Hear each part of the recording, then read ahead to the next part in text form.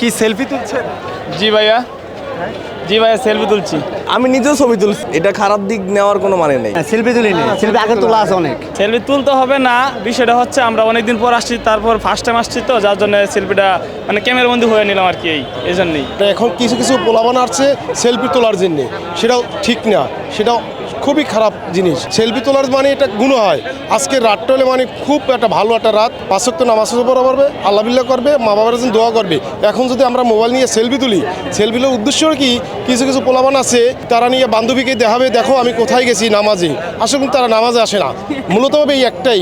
অনেক পোলাবান আছে দেখো মোবাইল করে বলে আমি আসি বাইতুল মোকাররম, দেখো দেখতে আসি, নামাজ কিন্তু পড়ে না, পুরো গল্লি মল্লি শুধু হাঁটাচলা করে। আর যারা সঠিক নামাজ পড়তে আইছে তারা কিন্তু এশা নামাজ পড়ছে, হুজুররা বয়ান করছে, মোনাজাত ধরছে, দোয়া করছে, তারা সবাই এগুলো শুনছে, আমিও ছিলাম। আর কিছু কিছু পোলাপান দেখলাম অল্লি গল্লি ঘুরিয়া ওই সেলফি তোলার জন্য আসছে।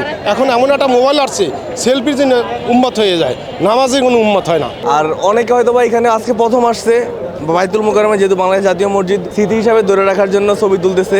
আর আমি নিজেও ছবি তুলছি, আমি যেটার বাইরে তেমন না, আমি নিজেও আইসা ছবি তুলছি। তো অনেকের ইচ্ছা এই জন্য ছবি তুলতেছে, এটা খারাপ দিক নেওয়ার কোনো মানে নেই। ইবাদতটা প্রমাণ রাখা না, তাহলে তো উনি নামাজ অবস্থায় তো ছবি তুলতেছে না। উনি মসজিদের যে সৌন্দর্যটা, আর হচ্ছে আমরা তো বিভিন্ন পার্কে গেলে ছবি তুলি বা বিভিন্ন সিনেমা হলে গেলে ছবি তুলি, তাহলে আজকে মসজিদে নামাজ পড়তে আসছি, মসজিদ পবিত্র একটা জায়গা, সেখানে আসে ছবি তোলার ব্যাপারে জানেন, অযথা কেউ যদি ছবি তোলে, হ্যাঁ, অযথা ছবি তোলাটা ইসলামিক দিক থেকে সম্পূর্ণ হারাম। সব কথা আপনার হারাম সবকিছু আপনি বললেন।